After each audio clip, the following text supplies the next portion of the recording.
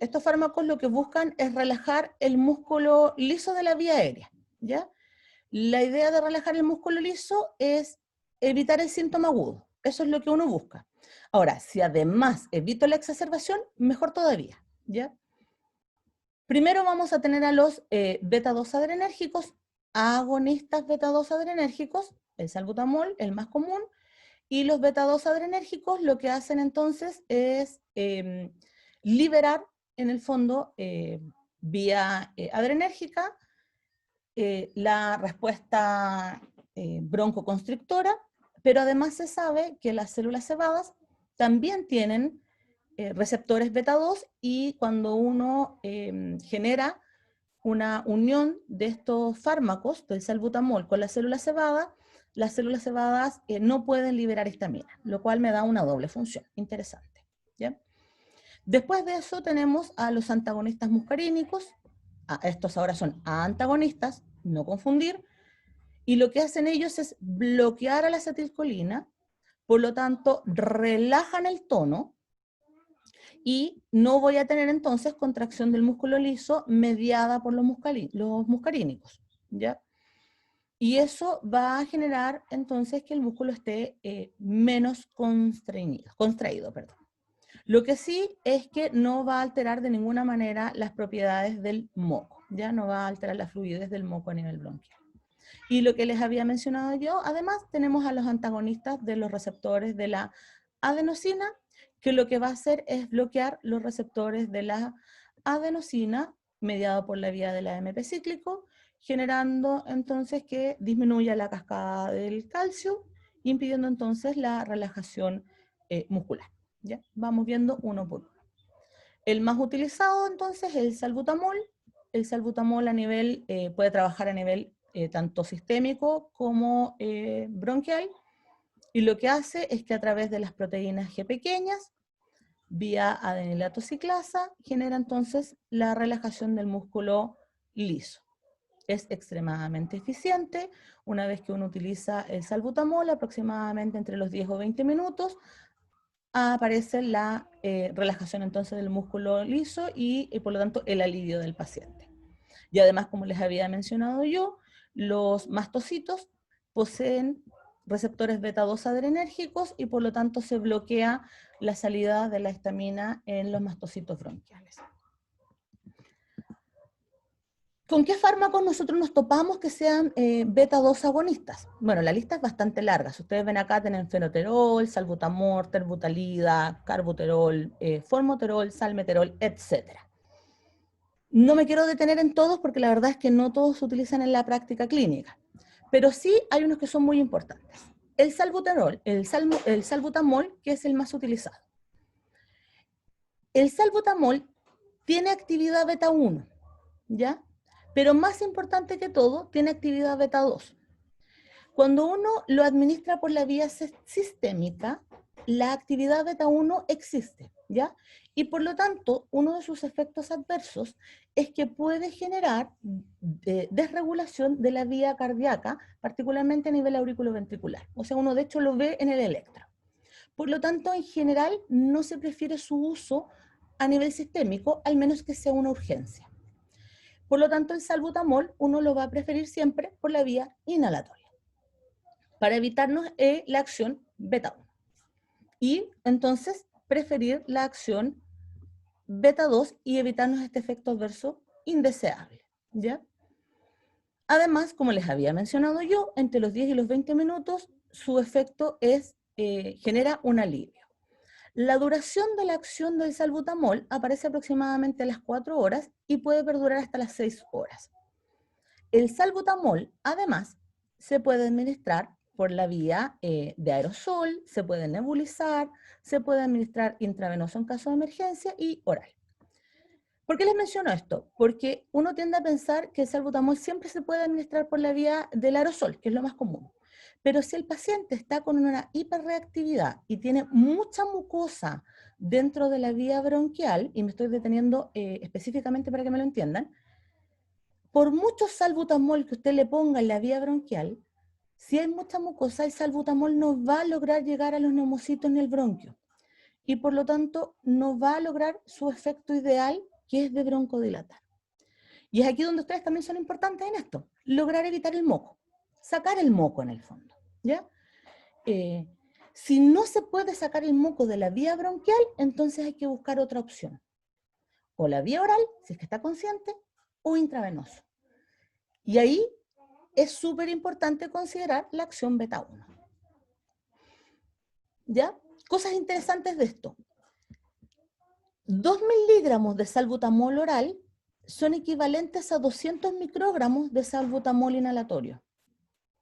Es decir, que el salbutamol inhalatorio se requiere microdosis para ejercer un efecto potente a nivel bronquial.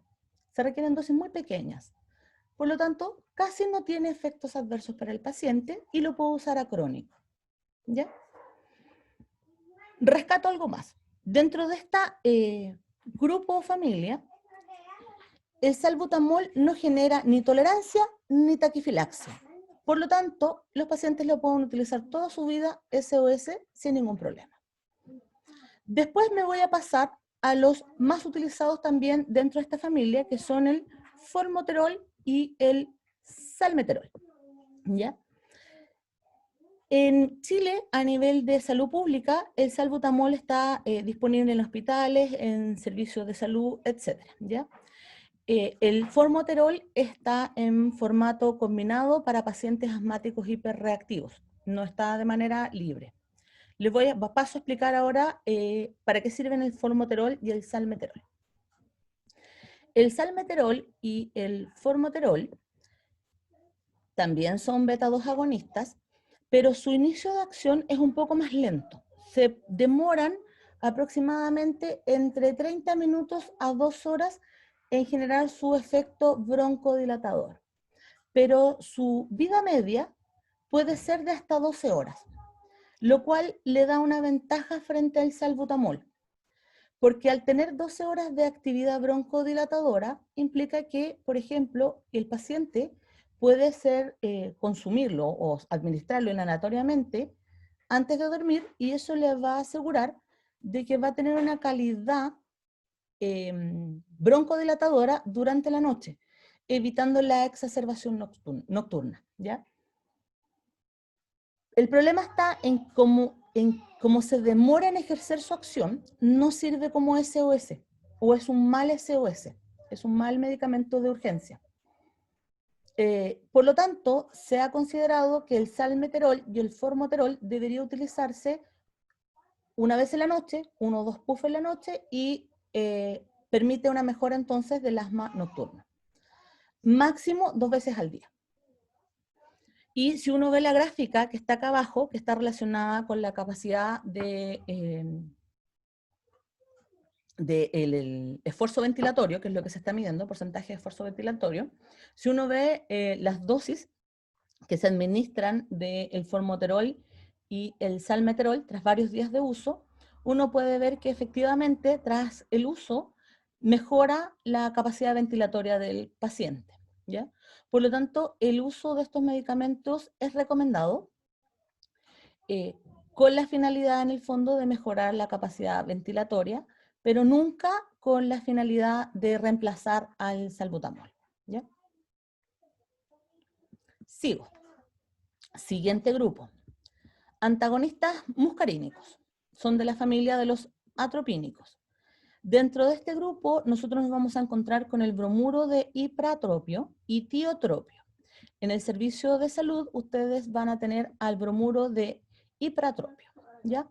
Por si acaso, ninguno de estos medicamentos es caro, ¿ya? Estamos hablando de medicamentos del orden de 2.000 pesos, 3.000 pesos el spray en medicamentos genéricos. Ahora, si son medicamentos comerciales, son un poquito más caros, ¿ya? ¿Dónde utilizamos al bromuro de ipratropio? Primero, cuando tenemos asmas potencialmente mortales, es decir, que ya no nos sirve solo el salbutamol, sino que necesitamos un compañero que apoye la broncodilatación, o cuando el salbutamol requiere un apoyo directo en cada puff, o sea, en el fondo vienen juntos, vienen en conjunto. venden inhaladores que vienen con salbutamol más bromuro, ¿ya? ¿Cómo actúa este medicamento?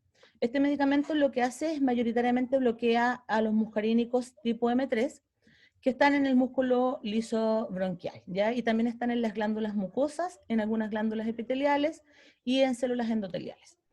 Este hipatropio se administra por la vía inhalatoria debido a que la idea central es que tenga su efecto directo sobre la vía pulmonar y no genere entonces efectos a nivel sistémico, debido a que si uno bloquea la vía muscarínica nos vamos a encontrar con efectos indeseados, como por ejemplo lo que se les muestra acá abajo, que son la taquicardia, las fibrilaciones, etc. ¿Ya? ¿Cuáles son los efectos adversos observados en los pacientes que utilizan hipertropio acrónico? Los mismos que uno espera en el antagonismo muscarínico, que son sequedad de la boca, algunos pacientes presentan náuseas, y si no se hace la inhalación correcta, pudiese aparecer estreñimiento y cefalea. Por eso es tan importante enseñarle a los pacientes a utilizar la aerocámara como corresponde y a inhalarse de manera correcta. Otra cosa súper importante es que los pacientes que son intolerantes al salbutamol tienen que utilizar el bromuro de hipatropio o tiotropio como el SOS correspondiente. No es tan bueno como el salbutamol, pero si fueran alérgicos al salbutamol, es la única opción que tienen para controlar la exacerbación. Recuerden que hay pacientes que tienen alergia al salbutamol, ¿ya? Se demora aproximadamente 20 minutos en ejercer el efecto broncodilatador, pero como no es tan potente, al paciente le cuesta un poco más generar este efecto antiapneico, ¿ya? Acá abajo les dejo una paginita donde está súper bien resumido, con buenos esquemas respecto a la farmacología de la broncodilatación.